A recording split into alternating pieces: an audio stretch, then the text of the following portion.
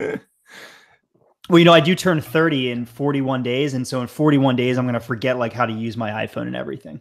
Yeah, I mean, I'm me just too. going to wake up and not know how to do anything anymore. I'm really excited for the moment when I realize entirely that I'm an old sack of shit. And I think it's going to happen really soon because... Dude, I'll tell you when it's going to happen. It's going to happen sometime at your bachelor party. You're going to wake up with like the most soul crushing hangover. And you're like, oh, fuck. Yeah, I can't do this again tomorrow tonight. Right. What I'm realizing also is that like my shit is so my like tolerance and stuff is so much down. Like it's still pretty high, but it's down. And the hangovers, man, they're just killing me. Well, sometimes I'll drink like 2 glasses of wine and then I'll wake up and have a headache, and I'm like, the absolute fuck this. It's not fair. Yeah, anyway. And like, I mean, at some point I get sometimes I've been like, I got 2-day hangovers, which is I've never had that. I never even imagined that was a possibility. I figured you go to sleep, it just goes away, but it doesn't. It feels like I have the fucking flu or something. Anyway, so it looks like we are live now. Oh, that's nice. Cool. What's up, everybody? This is Let's Fix Football Season 2. What is going on? This is your host, Gabe Lesra. I'm back. We're back. It's Evan Mateer. 2 old sacks of shit. 2 huge old sacks of shit. I don't know. I mean, I feel old as hell, especially when I'm looking at like obviously I cover and talk a lot about Real Madrid, and looking at their lineup is fucking insane right now. It's like everyone on the team is under 23. It's I remember really vividly when like all the like how as I was through my 20s, as I now approach the end of my 20s, how like I was always paying attention to these milestones of like, oh, I'm now the age of a player who would get drafted into the NFL. I'm now the age of what like a peak soccer player would be. And now I'm like 30. I'm like, oh, I'm now a past peak declining center back getting their last big contract. Oh, that is grim. I don't think that's fair. I mean, we're both about to turn 30.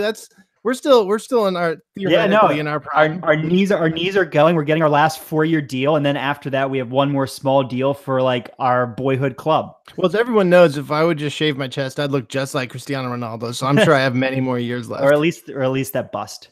The coolest thing about everything, so just in terms of everything being super normal right now, Sepp Blatter, his book, I am just so excited for it. And I never thought I would be excited for fucking anything that dude said, but I am just incredibly excited for Sepp Blatter's book. How long do you think it's going to take for us to get a translation? And because the reason I ask is when I was searching for it earlier today, and maybe I'm becoming an old and I just can't Google anymore, but I could only like find the French edition on like Amazon French. Shit, it's only in French. That's awful. I mean, I'm assuming it's going to come out in English, but maybe they're going to release it in French first. But like I couldn't find an English version, and I don't want to have to wait. Or maybe this will be awesome. Getting like every week we get like a piecemeal like translated chapter. Like some dude like, look at this crazy shit that I just found out that Sepp Blatter said. I love the idea that that's like we're gonna start getting like ESPN is reporting that like the new translation of his book says that like Qatar didn't do anything wrong, and actually it's all President Sarkozy's fault. Actual thing he said, folks. Real thing, wild, right? Absolutely wild. So we have Sepp Blatter like this whole book seems to be a complete exercise in retconning his presidency of his FIFA presidency. Yeah. Into him being the victim of a bunch of nefarious actors around him. And so it's like, oh, actually Qatar came and they, bribed everyone to make this World Cup happen. And they got Sarkozy involved. And Sepp Blatter, never wanted to have a World Cup in the summer in Qatar in the hot weather anyway. Even though like all this happened under his watch, he supported the bid. Like there's no getting away from the actual facts. But like, it's just amazing to see how far like the post-truth world is willing to go. It's crazy. Well, I think what really gets me about it is like we all thought Sepp Blatter was actually this crazy mastermind, and maybe he just still is, but really it seems just like he's like, no, I'm not some sort of mastermind. I'm just like a messy bitch who loves drama. and I got but sucked in by these like absolute like criminals. It's like, but like the comparison is so much more simpler than that, though. Like the analogy is so obvious, and it's the orange sack of shit sitting right in our face. Like Sepp Blatter is fucking Donald Trump. Like that's what this is. This is a Donald Trump play. This is he knows the money, folks. Yeah, this is just a what are you talking about? I never did anything wrong. This was all these guys, right? It's just a total change the narrative play. I love the idea of I'm never gonna admit a mistake ever in my life. I'm just gonna this is what the last few years in the world have just taught me that if you never ever admit you're wrong about anything ever, then you can actually just keep having normal life despite whatever the hell you do. And like, I don't know. I mean, maybe that's not true if I like murdered someone, but like if basically everything else, if you just continuously and vigorously deny what everyone is saying about you, then you can just have a normal life. Yeah, dude. Well, I don't know about normal life, but like, what's normal? Even if you take the you murder someone argument, right? Like, if you might go to jail, but if you continuously and like vigorously and without, with consistency insist that you're innocent, you're gonna have a not insignificant number of people be like, well, I mean, he says it, he seems to believe it, and totally believe you, even though there's like video of you garroting some guy on TV. And it's almost like all of the, like everyone in the world read like every postmodern, like all read Foucault about how like all text is just narrative and we put our own meaning into it. And the lesson they took from this was I can just say whatever I want. Yeah. And as long as you present as lawyers, like that is sort of what we do. As long as you like create a credible counter narrative, there may be some group of people somewhere who are going to agree. I mean, like you can take people who are entirely guilty of like, let's say murdering their wife. And you just say, look, let me give you a counter narrative that sounds true and has some elements of truth in it. And you should just believe that and not the absolutely obvious facts that are in front of you. Like, oh, check it out, the LAPD is racist. It's like, yeah, they are. Also, you murdered your wife. Yeah.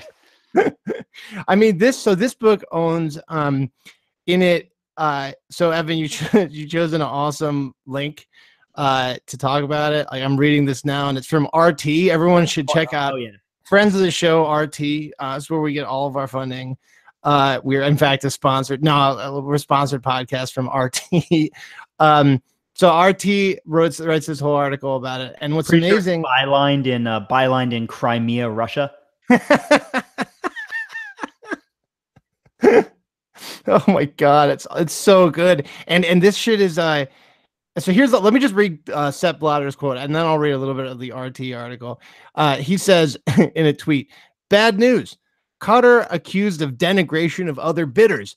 Fact is, Qatar won after political intervention by the former French President Sarkozy to FIFA Vice President Platini. More information in my book, La Vérité, Chapter 10. God, I like that so he gives cool. the chapter number. I also cool. like that he gives a site, but I want a pin site. Like, tell me what page, my man. So, I don't want to have to read anything else from you other than that. All of this being said, actually, like, if anyone like real like Let's Face Football heads will remember that in some of our earlier episodes, we talked to our friend Ernesto Alvarado, and Ernesto pointed out that there actually is a substantial amount of evidence that the French government was involved in this decision. Oh, yeah. Like there's no doubt that I think the Sarkozy thing is real. I think the like bullshit here is that it was everyone else around Sepp Blatter doing the corruption rather than Sepp Blatter being the vortex of corruption himself. We all did corruption together. Right. I mean, we like, this is not going to be the last we hear of this book. And like, speaking of Ernesto, I think we're definitely going to have to like get Ernesto on once we have more from this book and do a breakdown here. Yeah. And you also, I love this. You also mentioned that the book is called, you already said my book is called My Truth, which is amazing because like he is speaking his truth. His truth is just completely like will not jive with what anyone else's version of the truth is. Right. It's just it's actually everyone else's lies. It is. And sort of that is the modern world. That's sort of where we are in this like era of media that everyone sort of can pick and choose what the hell they want to watch and what the hell the facts they want to believe are. I mean, why not believe that Sepp Blatter is actually an innocent, like 12-year-old who's just like got like candy in his pocket, and like Platini is like the bad guy, like luring him into a van. Yeah, I mean, I can't wait for like some DOJ official though to be like, yeah, this checks out. Trump pardons Sepp Blatter, like invites to White House for dinner. Oh, even better. I think he's gonna make him his ambassador to England or somewhere. Yeah, that'd be fantastic. It's like Sepp Blatter, next U.S. ambassador to the United Nations. I also really like that Sepp Blatter was campaigning so hard for Morocco to win the bid, and it's everyone, like, he likes to pretend that he's like chosen, you know, he wants to bring the football to the continent of Africa and all this stuff, but in reality he just wants that because he wants to go to one more World Cup before he dies. Yeah, and he's not coming to the U.S. World Cup because his ass would be arrested so fucking quickly. And anyway, so that's sort of where we are in the Blatter bullshit. I mean, we're obviously going to be following this because it's going to be awesome, and there are going to be so many more stories as soon as this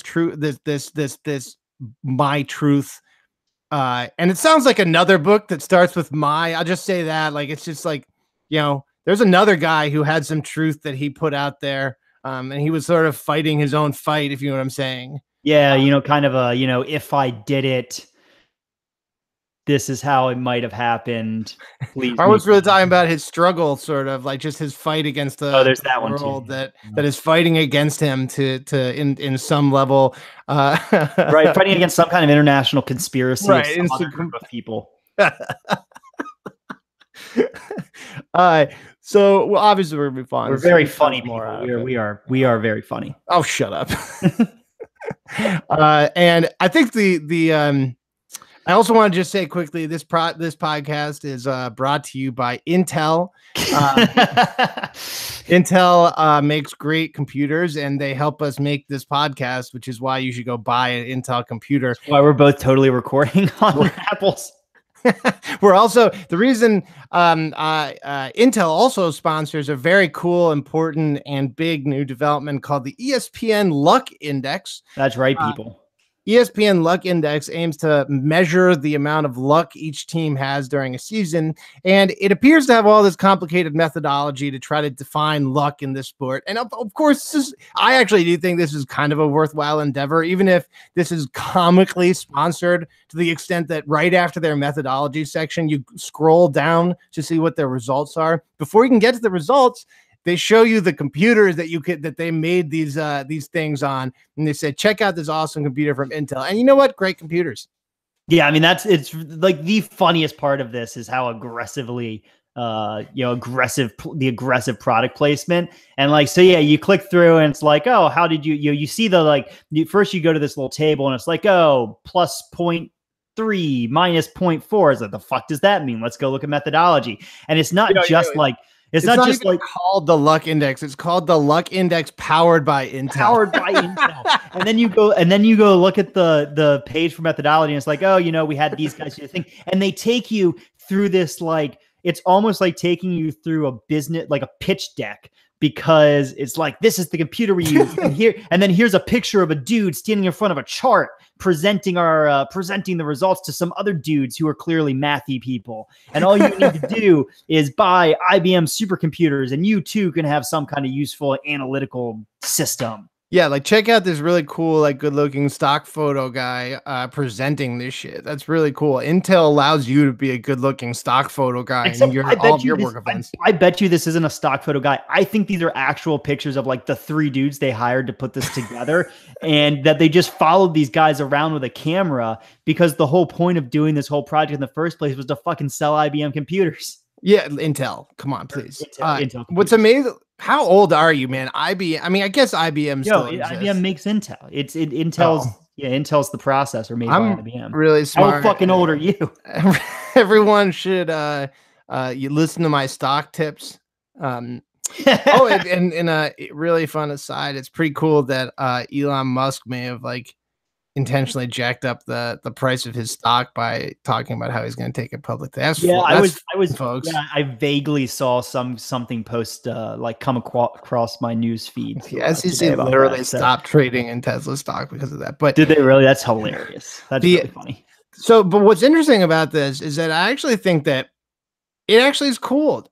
Measuring luck is something a lot of other sports have tried to do, and it's good to try to undertake this project. And the problem with like these, I mean, comically branded content things is that the evolution of like stats and other sports have almost exclusively been outside, kind of independent and outside of the realm of corporate sponsorship. So there's a little like, and just done because they want to understand the game better, not because they want to show the power of the computers they have. So there's always going to be a cloud hanging over stats like this, because I have no idea if they're trying to like, gerrymander sort of the statistics to make it seem like you need to have a really powerful computer to calculate it and whatnot. Yeah. I mean, I guess I mostly think that the IBM sponsorship is funny rather than harmful. I'm a little skeptical of the project itself, just because like there's so much goes into one, what inputs are you, like what events are you choosing to measure for luck, right? So here it's like goals disallowed, penalties given or not given. And I think that the problem is there's a bias towards certain types of events. There's a bias towards the incorrect offsides rule. There's a bias towards, an incorrect penalty decision. And then you run into some second order problems of, there's subjectivity in whether a penalty should be given or not anyway, that might not have much to do with luck. And then there's the problem of there, I think with certain things, there's like an act omission bias here, where like something happening as opposed to something not happening is harder to measure. Like, is it lucky when a foul's not called, and is it really that easy to see on the field? So I don't know. I just think it's kind of hard. Like, you just have to be aware that you have a limited universe of like high impact calls that you're measuring here, rather than the whole totality of like everything. And then, from recognizing you have a small universe of stuff, then you have to question like, can we really trust this like points adjustment thing that they're saying? Oh, Liverpool if they had even luck, Liverpool would have been, 2 spots higher in the table. That's the claim that I end up being really skeptical about. Yeah. And I still think it's a useful project. I think that if this were being undertaken by some like indie, SB Nation blog, like I remember people were trying to do this in 2011 and whatnot. I think that I would be much more appreciative of the effort, but because it's like being launched at like in Connect, I don't think it's harmful. Like, let's be clear. Like, who cares? It's not bad. Like, it's not a bad thing.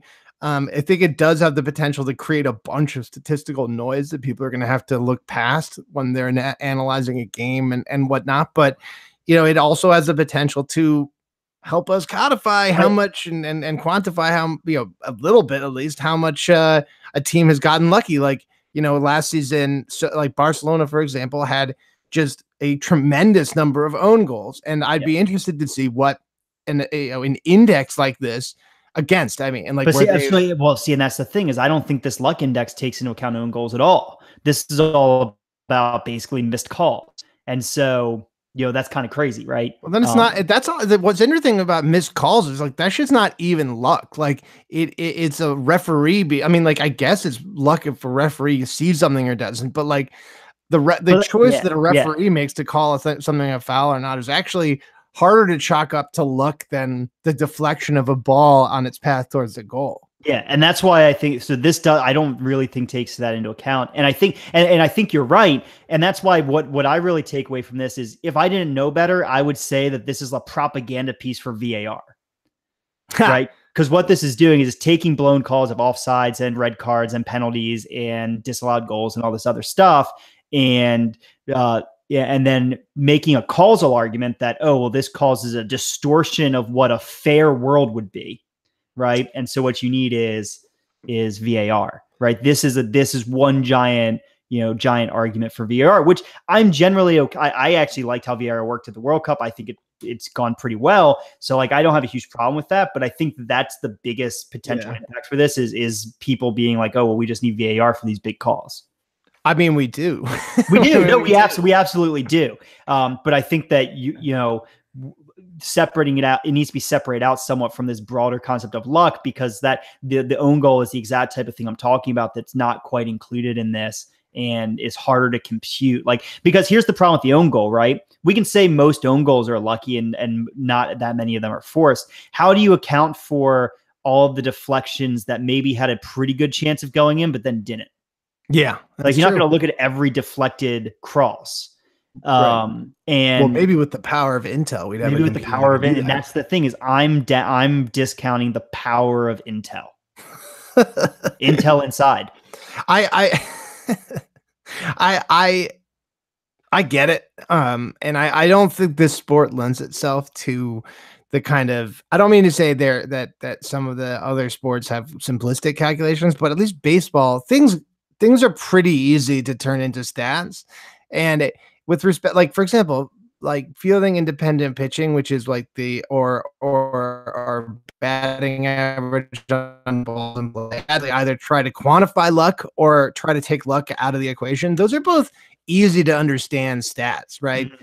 And this is not an easy to understand stat. Well, I mean, this isn't even a complex stat when it gets down to it. When it gets down to it, this is bean counting by 3 dudes who watch the entire Premier League. And this is from reading the methodology page, right? They had a list of like 7 things they considered to be like the luck focal points. I already went over a bunch of them. Then they had 3 dudes watch every Premier League game match. And then they counted the wrong outcomes, the outcome that was lucky, right? Or unlucky. And then they ran that through a formula to decide how many points you would have gained or lost based on how many goals you should have had.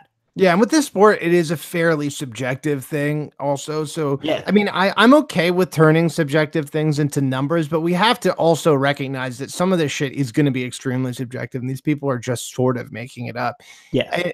So, okay, that is the luck index. I'm sure that we're going to check in on it from time to time, because I want to know what the hell they're saying. And, what'll be interesting to see, I think, Evan, is if the luck index sort of squares with how we're seeing the game. Yeah. And looking at the index from last year, it sort of did to some extent. Like, I think that there was a wide understanding that Manchester United, who the luck index says were the luckiest team, were fucking lucky. I think there were a lot of people who thought they were the 4th best team, not the 2nd best team. Yeah.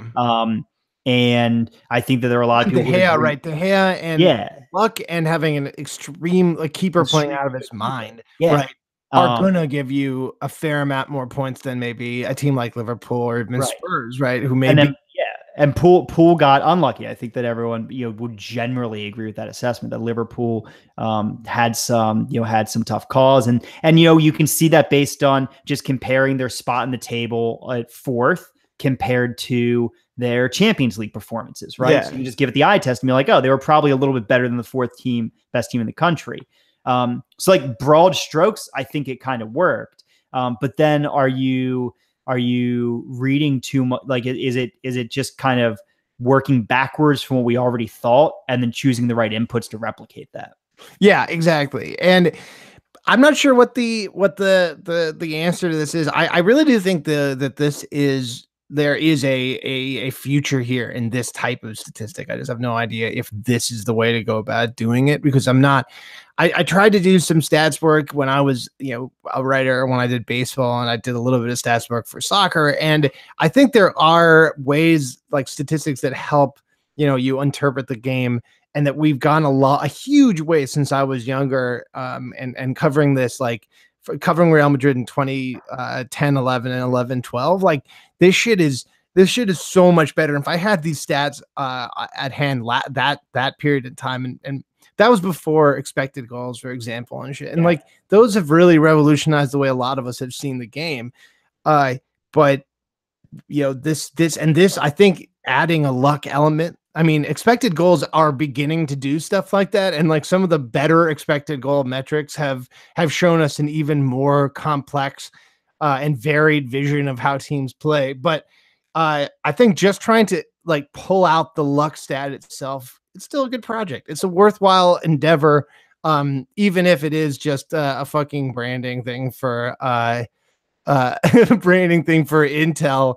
and their hilarious computers that are ESPN branded Lucky Index brought to you by Intel. Yeah, I mean, I think just to wrap up on the Luck Index, it's better than some of the other like really horrendously branded statistical measures that people have tried. So, for example, Audi, who sponsors hell yeah, that's my shit. Major League Soccer, they have the Audi Player Index. It's not clear at all how one earns points in the Audi Player Index, but at halftime of an MLS game, they'll be like, "Oh, Joseph Martinez has 4,600 Audi Index points because he has like an assist," and then they'll be like, "But like Vela really needs to catch up. He's having a quiet game with only 90 Audi Index points, and the man will have like 3 key passes and 4 chances." It's like, the fuck do you get this from? I get more out of Shaka Hislop's weekly power rankings than that. Oh, the weekly player power rank. That is my favorite thing about to come back. And I almost added it to our outline for today is they put out the week 1 ESPN player, the preseason ESPN player power rankings, headed up like 1 Juve forward, Cristiano Ronaldo. Hell yeah. Well, actually, let's talk about that because we haven't actually talked about it yet. Oh my God. So there are 2 things related to that. So Cristiano Ronaldo goes to Juve. Obviously, it's the biggest news of the transfer window. By the way, transfer window at a time when everyone's famously regular and has normal opinions about stuff. Twitter is about as normal as it gets during the transfer window. Yeah, it's totally regular, and there's definitely just normal people talking about regular things. So Cristiano Ronaldo goes to Juve, and ESPN buys the Serie A rights, which is shocking coincidence there. Yeah, I mean, so one thing, so like just broadly, I'm pretty cool with ESPN buying the Serie A rights. I have an ESPN Plus subscription. It's like $5 a month. There's a ton of shit on there. They already have all the MLS games. So like, it's a really good deal. Now it's even better because I can watch like 9 Serie A matches and you can watch them on replay. Like, I'm actually really down with this. Really cool. I know some people are complaining because it means it's not going to be included in any like basic cable packages, but like, guys, $5 a month. It's okay. Check out the ESPN Let's Talk Football podcast. That's right. Yeah, ESPN sponsor Let's Talk Football. Actually, they really should. They actually should. Money. That we'll take like $20. Like, but yeah, I'm sure this negotiation was in play before Cristiano was being negotiated for sale to Juve, and like, that's fine. But I'm also sure that in the course of these negotiations, when that sale happened, the numbers went up.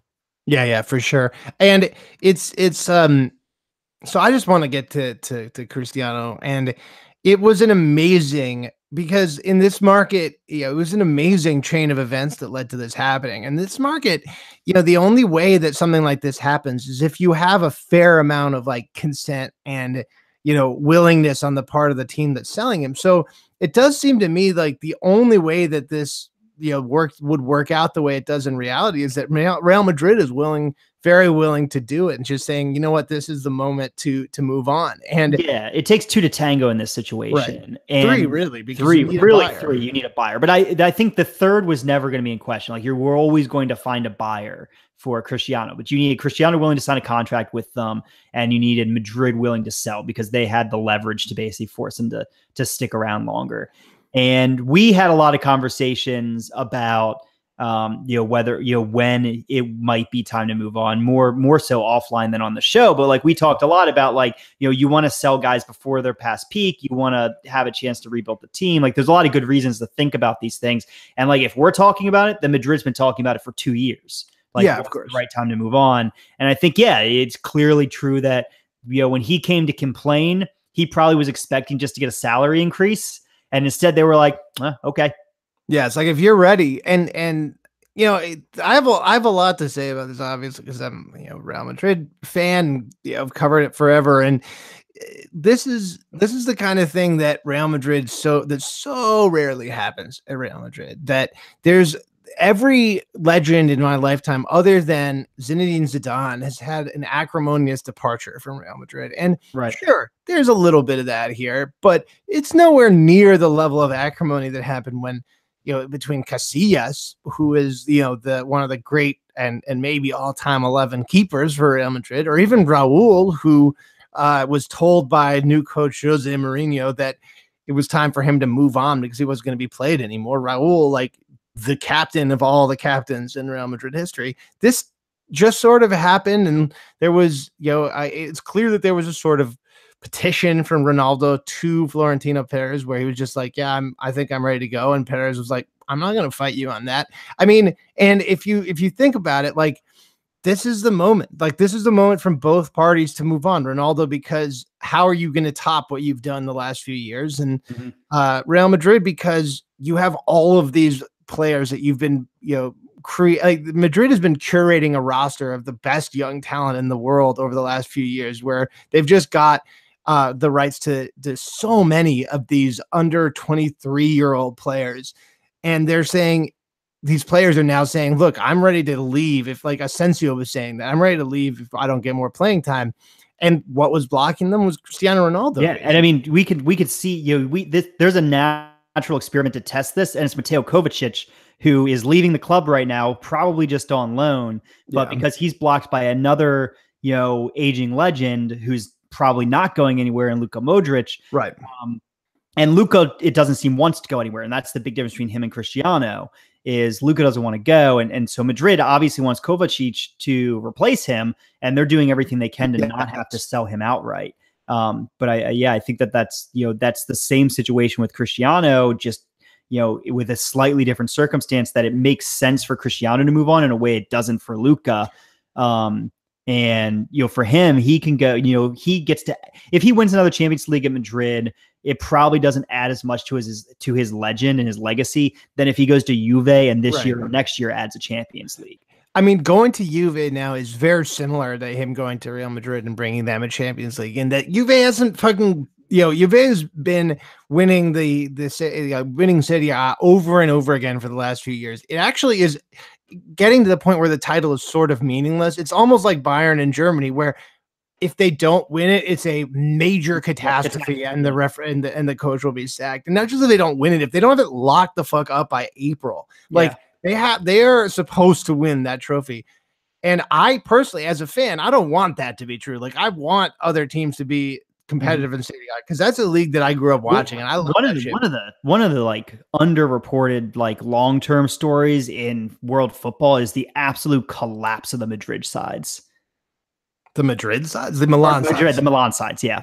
Misspoke. Yeah. The Milan sides. Like, just fucking useless. Yeah. Went from being Milan before, the last 10 years or so was the second highest Champions League winner in history. They were the dynasty in the early 90s and shit. Like, they were so good. And they have collapsed because of financial mismanagement, because they didn't do what Real Madrid is sort of doing right now, which is looking at the future and saying, we need to trust the youngsters and bring them in. Instead, they like invested in these aging players and never let them go, which is sort of why I wanted to talk a little bit about Juve, which is they are shooting their fucking shot. Like, they took that shot. They let Higuain go. They let Caldara go, who is a very strong center back prospect, to bring back a 36-year-old Bonucci. I mean, I'm not sure.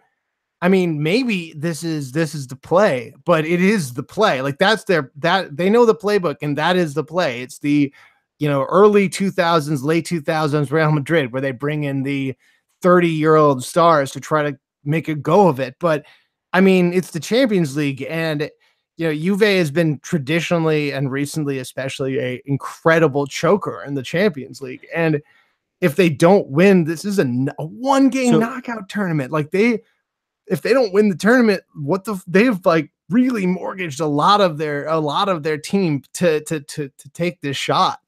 So I think it's a good move for two big reasons. The first is something you already covered, which is that, like, who the fuck cares anymore about winning Serie A for them? Like, they're going to, and they could, and the point is they could get a lot worse and still win the title. So even if this doesn't work out and they kind of are blown up, the rest of Serie A is such a clusterfuck that they're still probably going to be competing and winning for and likely winning titles because they're running away with it. So their risk is a little bit lower than maybe it would seem, if they had more rivals in the league. And then second is, the flip side of that is, because winning the title is kind of meaningless at this point, this is all they have to go for. Like, this is Like this is what this era of Juve is missing. This is all they're missing to, go down as like a great Italian side is one or two Champions Leagues. Yeah, and if they can win the Champions League, it will be all worth it. I mean, that is how it goes. Like when you make this call, that is what you're shooting for, and it's all worth it if you can do it. Now, the problem is that even when teams are really good, they still sometimes don't win this tournament. Like it's knockout tournament. Like, I mean, and that's what makes it. We've talked about it a million times. It's what makes it fun, but it doesn't make it the best platform for like filtering out the best team. That's not what it's for. No. Right? It's not designed to do that. That's what the league table's for. That's what playing 40 matches is for. No, this is about having a really fun fucking tournament. Yeah, exactly. So let's talk a little bit. I mean, it's the beginning of the season. The English season kicks off on Saturday. The transfer window, I think, for everyone else who's not following England, closes on Thursday.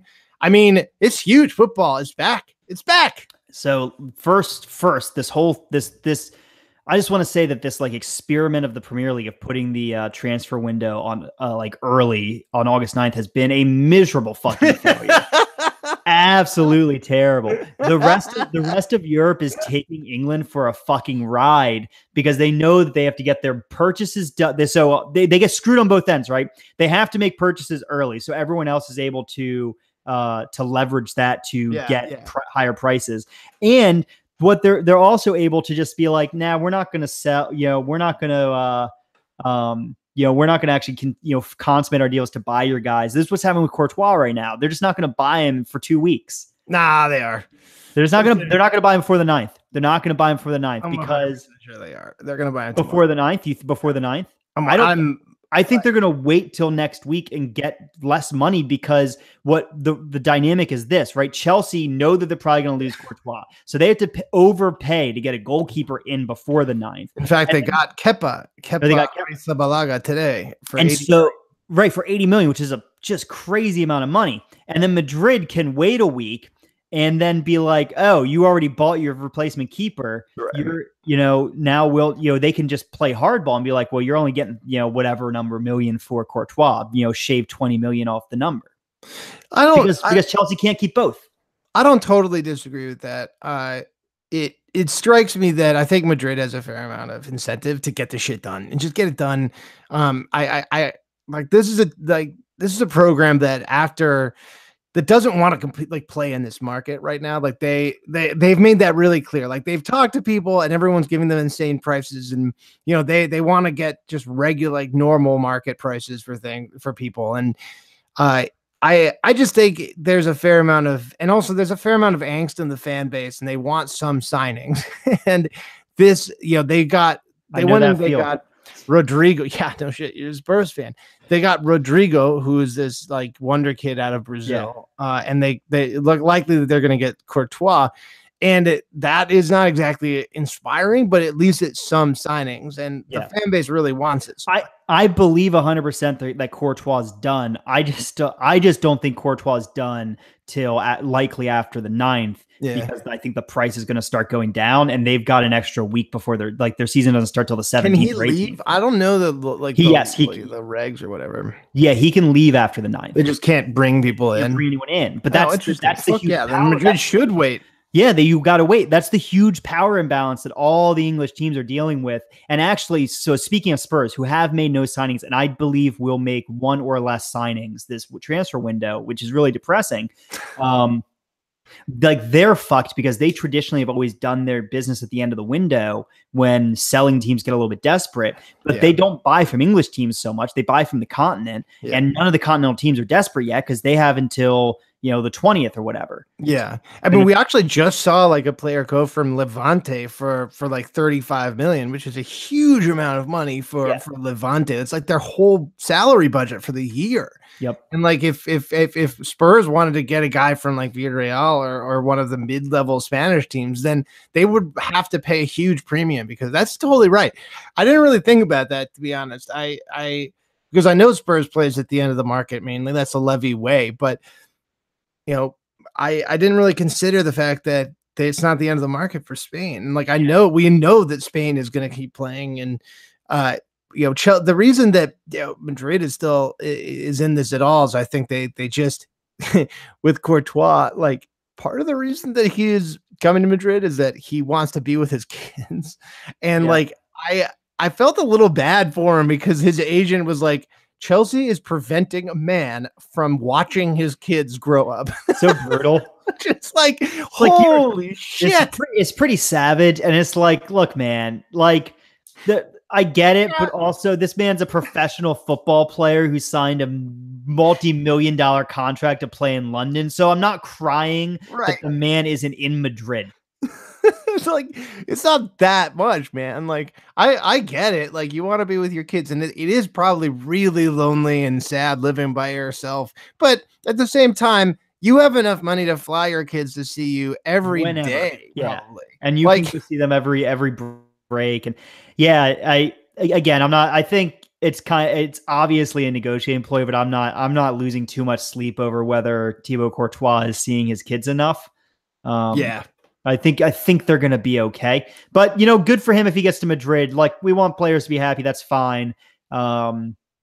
It's just, it's a little ham-fisted. I think the other big thing that I wanted to talk about going into this season was it's third season for Mourinho at United. It's the third season meltdown time. It's the meltdown season, and it's already happening. Gabe, it's already happening. He spent the entire American preseason tour mumbling under his breath about how he hated everybody, how he's miserable, how everything is terrible. Martial wants to go be with his wife instead of with the team like he's having a fucking baby. And he complained for a solid week that this man had gone to be with his wife who was having a baby. It's every interview he's complaining about how dedicated players are with the team. People who want to be here are here. That's so cool. What's also cool about it is that we saw players from City and Liverpool have children, and both of those managers were like, "Oh my god, he should take as much time as he wants." Get out of here. Like, we're out of here. I'll kick your ass if you're anywhere near the training ground. Like, get out of here. And meanwhile, like he's accosting Martial and like starting a Twitter war with Paul Pogba. And we saw that Barcelona had their offer rejected, but I mean, holy shit, if I were Paul Pogba, I mean, like, how can you want to stay at that team? Like, they've invested like almost $500 million in this club, and he's still complaining about how he doesn't have a top flight squad. It's like, bitch, maybe you're just not that good a manager anymore. Maybe the world of football has passed you by, and you're not able to compete with other managers who have a better vision of this sport than you do. And I mean, if you're Pogba, like you just had a great World Cup with admittedly a shitty manager, but you just had a great World Cup, and you've never had a season like that in the Premier League with United because Mourinho doesn't fucking know how to use you. So like, get the hell out of there. Get out. Flee. I mean, Pogba has so much leverage here. He should fucking get out. But I don't think he's going to. He's not going to, because it's not enough time to do a deal that big, right? Like that's the only problem. But like, holy shit, get out, son, get out, run. Like go in the fucking try to force a winter move, I think, because I mean, there's gonna be a team. I think it's possible that Madrid, for example, could be a team that has a meltdown and like, holy shit, we need a big signing. And there's like, why not go in the winter? 100 million, another 100 million euros on him and just.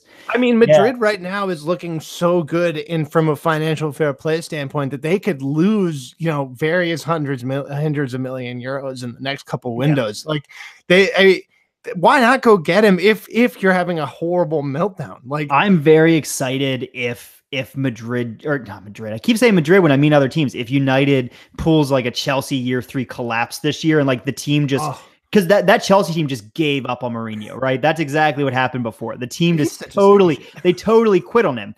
And I'm excited to see like Pogba and Martial, like, that these guys are seething publicly, and that means there's plenty of other guys who are seething privately right now. Oh yeah. And I am here for the meltdown. Yeah. Me too.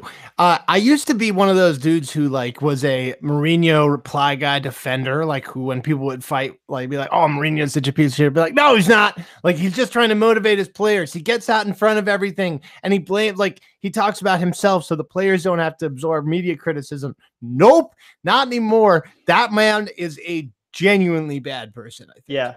Yeah, bad person, bad coach. He's like like you said, football's passed him by. And I mean, I think just go to bed, Mourinho. It's time to go to sleep. I mean, I think this is his last season at United, one way or the other. Like either he's going to blow it up, or the fact that he's at United and Ancelotti is at Napoli is so upsetting. It is really stupid. All right, so let's talk. Last thing I wanted to bring up there. Well, actually, there are two things. First of all, I just want to shout out to all the people who are Zlatan fans.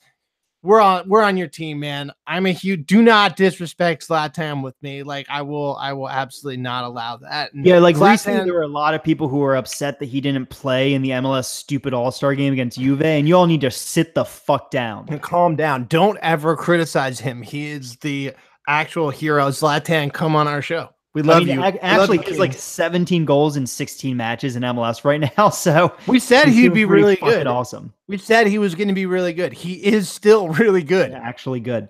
Yeah. I think that the most interesting American related news has been the youngsters. Yeah. And obviously Timothy Weah scored a great goal for PSG. He's playing really well. He looks like Christian Pulisic or better level. Yeah, it is so fun. We've known for 2 years now sort of what we had in Christian Pulisic, and obviously we've been super excited about that. We talked a lot about that here. I don't think we all knew about Timothy Weah being in the program, and everyone was excited when we went to PSG. But there was always this question, right? Is he just getting by on his name? Is PSG just taking a flyer on him because of who his dad was? Fucking no, not at all. Not at all. It is turning out this kid is good. And he was really good in some of the US games. He was really good on PSG's US tour. He was just giving, I watched the Arsenal game, and he was just giving Arsenal's backline fits the entire game. Yo, USA 2028. Watch out. That team could be like a quarter or semifinal threat, if not more. In that, what they've always lacked is they've always had a reasonably solid team. They've broken from the groups a few times. They've never had the star power, those kind of game-changing superstars, and we look like we might have two of them, and that might be two, right?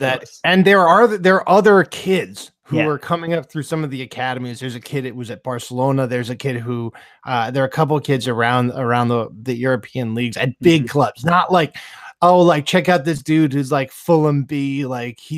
Spurs have a kid, Chelsea's got a kid. You're right. There's a bunch of people around big clubs, and I'm so normally pessimistic, but I'm sort of buying. I'm buying it kind of mainly because I really buy Weah. Actually, he really does seem to me to be the real deal. Yeah, I think between Weah and Christian Pulisic, there's enough reason to start being real excited. And PSG, PSG and Dortmund are not teams that are starting 17 and 18-year-olds when they're not really good. Yeah, especially not PSG. Not PSG. Dortmund is everyone else to play, but yeah.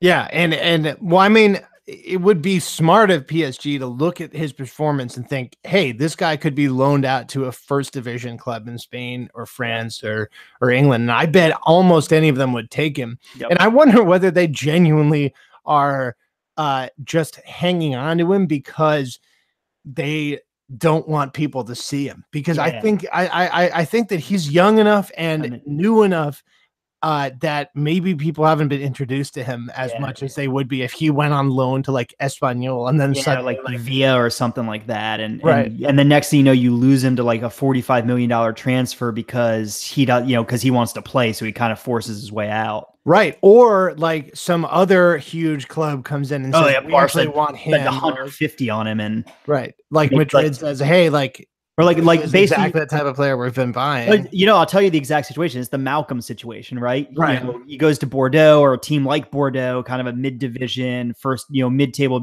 and tears it up, shows a lot of raw potential. And the next thing you know, you try to bring him back, and Barcelona's like 100 million euros. We'll take that. Thank you very much. Yeah. The Malcolm, specifically the Malcolm situation is hilarious. I still think Malcolm's not that good.